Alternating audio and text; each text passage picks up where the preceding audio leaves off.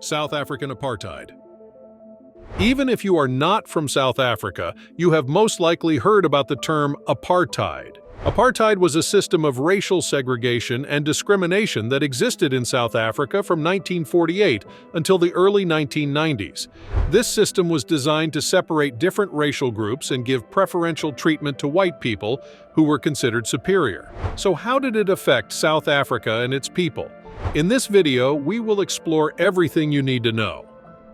The journey of racial segregation and white supremacy was deeply rooted in South Africa's history, even before the inception of apartheid.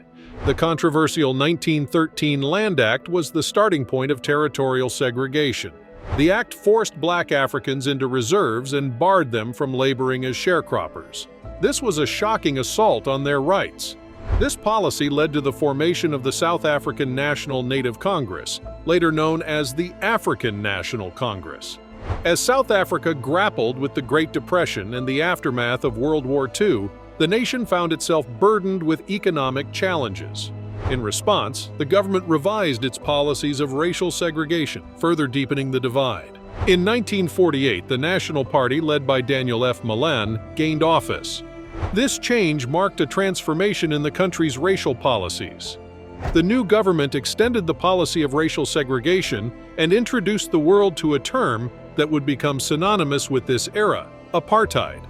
However, the implementation of apartheid, often referred to as separate development since the 1960s, was not an immediate process. In fact, it was the Population Registration Act of 1950 that set the foundation for this segregation. The act classified all South Africans as either Bantu, all black Africans, colored, those of mixed race, or white. A fourth category, Asian, Indian, and Pakistani, was later added.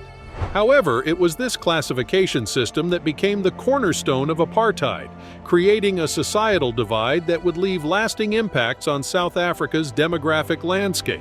After this, a series of land acts were introduced, setting aside more than 80% of the country's land for the white minority, while the pass laws required non-whites to carry special documents for their presence in restricted areas. For example, the Group Areas Act of 1950 initiated racial separation, especially in urban areas, compelling the removal of certain racial groups into designated areas. When Hendrik Verwoerd became the prime minister in 1958, he took apartheid to new extremes. Verwoerd introduced what he termed as separate development, a policy that further divided the black South African population.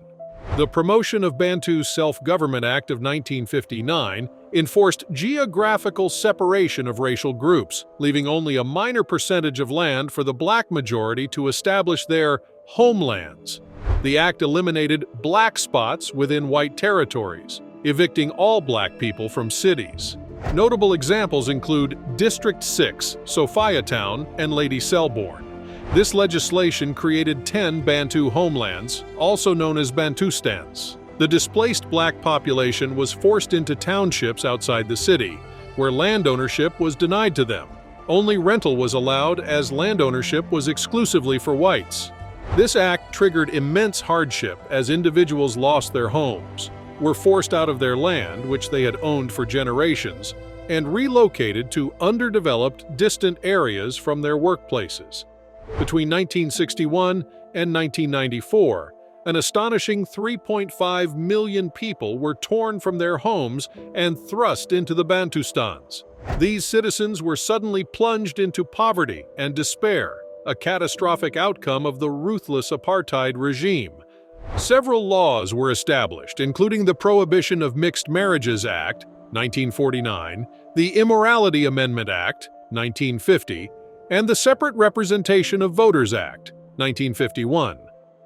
Although cloaked under institutional power, the apartheid regime faced persistent resistance from within South Africa. The communities, particularly the black Africans, rallied against the oppressive system, refusing to bow to its ruthless policies. Demonstrations, strikes, and signs of violent protest began to spread across the country. The first and perhaps the biggest one was in 1960 in Sharpeville.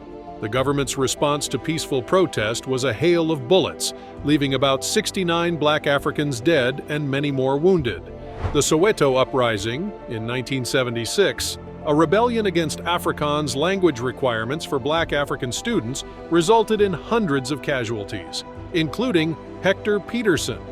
His death, captured in a haunting photograph, sparked international outrage and turned the spotlight on the horrors of apartheid. Meanwhile, there were murmurings of dissent within the corridors of power as well. Some white politicians called for the loosening of minor petty apartheid restrictions, or even the establishment of racial equality. The world, too, began to close ranks against apartheid. South Africa was expelled from the Commonwealth in 1961, and the United Nations General Assembly condemned apartheid in 1973. 4 years later, the UN Security Council unanimously voted to impose a mandatory embargo on arms exports to South Africa. In 1985, both the United States and the United Kingdom took a stand against apartheid by enforcing selective economic sanctions on South Africa. Succumbing to the increasing pressure, 1986 saw the South African government dismantle the oppressive pass laws. However, the police were still armed with extensive emergency powers, and the limitations on black residency within areas designated for whites continued to exist. In an influential change in policy, South African President F.W. de Klerk's government, from 1990 to 1991, abolished most of the social legislation that formed the legal foundation of apartheid, including the Population Registration Act. Although systematic racial segregation was deeply rooted in South African society, these laws' repeal marked a crucial step towards equality. However, segregation persisted in practice. A transformative constitution was adopted in 1993, granting voting rights to blacks and other racial groups, and enacted in 1994. In the same year, the nation held its first all-race national elections. The results led to a coalition government with a black majority, headed by anti-apartheid activist Nelson Mandela, South Africa's first black president. This historic shift marked the termination of legislated apartheid, but the social and economic impacts of this discriminatory system still linger in South African society today. So this was apartheid in South Africa, a dark period of institutionalized racism and segregation that had profound consequences for the country's social fabric. But it also gave birth to a united nation that overcame seemingly insurmountable odds and paved the way for a future of equality and justice. If you found the video informative, give it a big thumbs up, and don't forget to hit the subscribe button.